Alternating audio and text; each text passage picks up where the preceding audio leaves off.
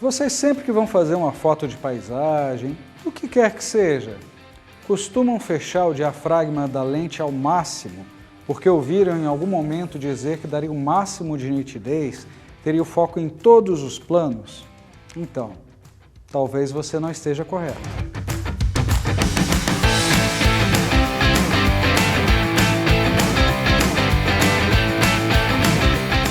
Antes de continuarmos, inscreva-se em nosso canal, ativem as notificações, deem o seu like, compartilhem, nos ajudem.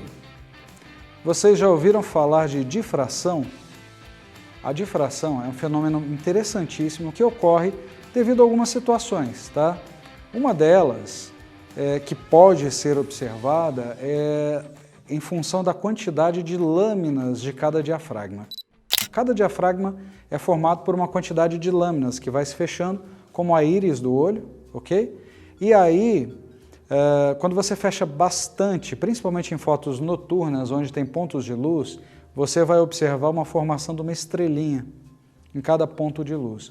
Em tese, a grosso modo, a quantidade de lâminas do diafragma vai ser a quantidade de pontas da estrelinha que você vai ter, ok? Isso é uma das formas de identificarmos esse efeito, ou seja, vai aparecer 8 pontas, então esse diafragma provavelmente tem uma conformidade de 8 lâminas, ok? Para poder fechar. Ah, mas isso é ruim? Não, isso não é ruim, isso pode ser um efeito, pode ser uma opção do fotógrafo, tá? Mas existem outros agravantes que eu vou mencionar hoje aqui.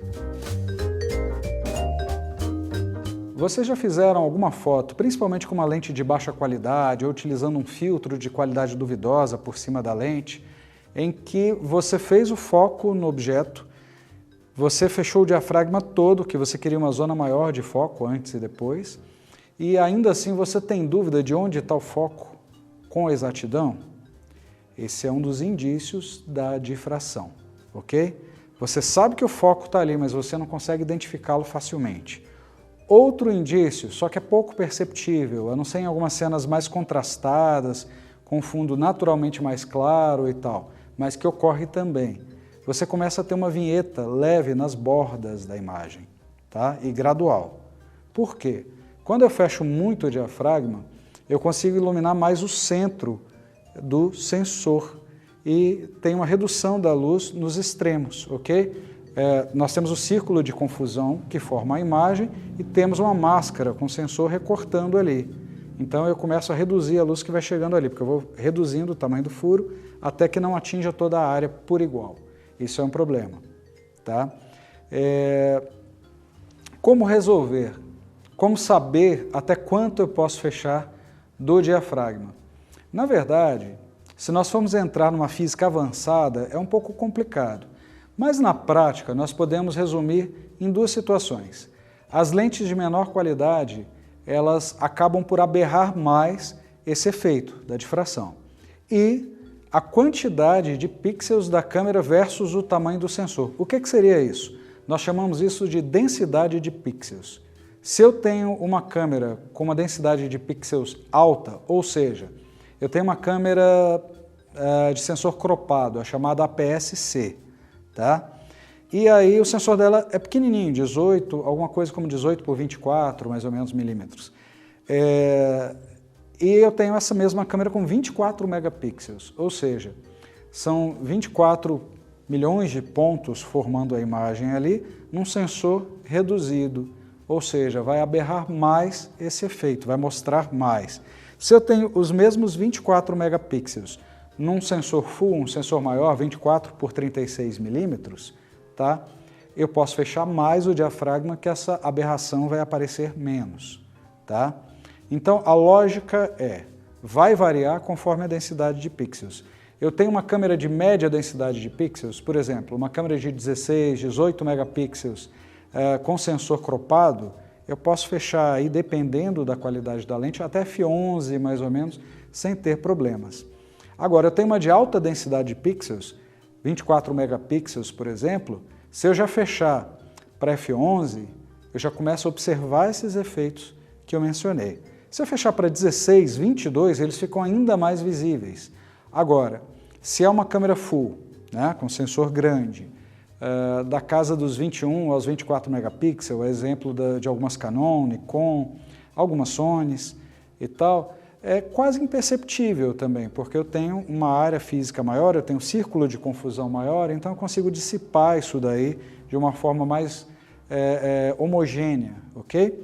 Agora, se porventura eu tiver uma câmera de altíssima densidade de pixels, como é o caso de algumas Nikons com 36 megapixels, Canon com 50 megapixels, no mesmo tamanho de sensor, aí esse efeito já começa a ficar mais visível, ou seja, eu vou perdendo qualidade ao invés de ganhar qualidade. Então eu tenho essas limitações. Melhor do que falar é fotografar e aferir isso, tá? De uma forma real. Então nós vamos fazer algumas imagens e vamos verificar. É claro que eu estou usando uma câmera de média densidade de pixels e full frame, tá? Então isso não vai ficar tão evidente assim. Eu vou só aumentar um pouquinho o contraste para que nós possamos ver isso de uma forma mais nítida, tá?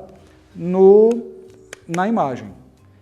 Pessoal, nós estamos numa externa e é uma externa diurna, como vocês podem observar.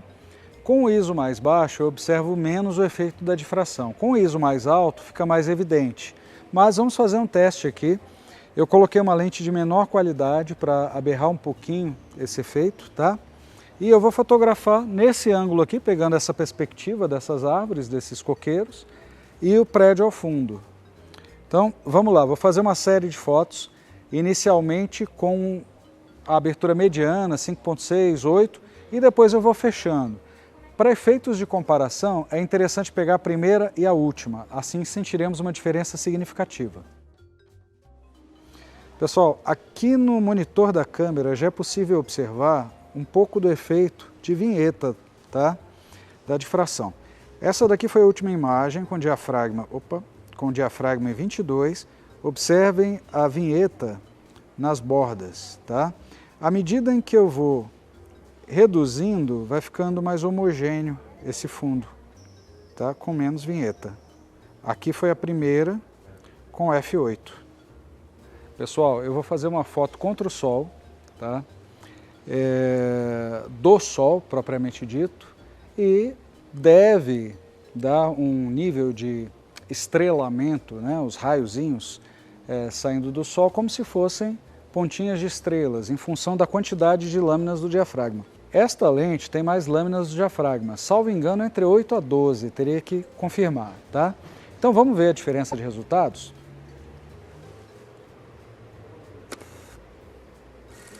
Dificuldade focal, sol batendo direto no meu rosto. Foi. Ok. Temos aqui, é visível a questão das estrelinhas. O resto fica em silhueta, porque eu estou fotografando contra a luz.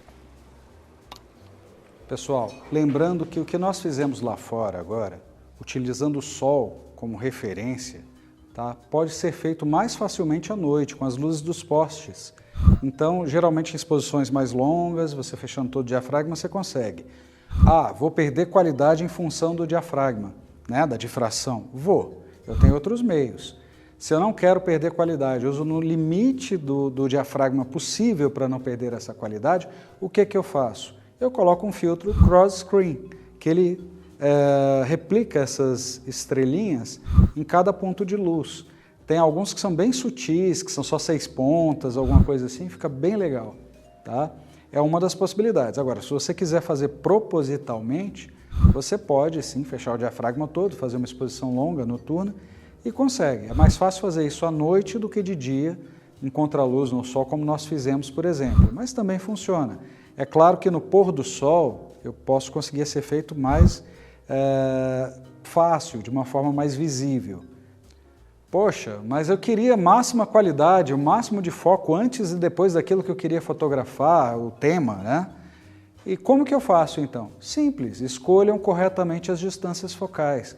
Você quer fazer uma profundidade de campo máxima, praticamente absurda, entre o musgo que está caído no tronco no primeiro plano até a cachoeira de fundo, ou numa cena urbana, né? É fácil, você vai conseguir essa profundidade de campo grande, absurda, usando uma grande angular. Às vezes até uma grande angular que não é tão grande angular assim, não distorce tanto, tipo uma 35mm. Em f8 ou f11 você consegue essa profundidade de campo toda se você tiver a mais de 2, 3 metros do objeto. É uma dica fácil que vai melhorar muito a qualidade da sua foto. E aí, pessoal, gostaram do vídeo? Bacana! Lembrem-se de dar o seu like, compartilhar e nos ajudar. Em breve, vamos explorar ainda mais possibilidades relacionadas às distâncias focais das lentes e abertura de diafragmas. Qual a melhor lente para retrato? Qual a melhor lente para aplicações diversas? Então, vamos estudar tudo isso em vídeos separados, tudo feito com carinho para você. Obrigado.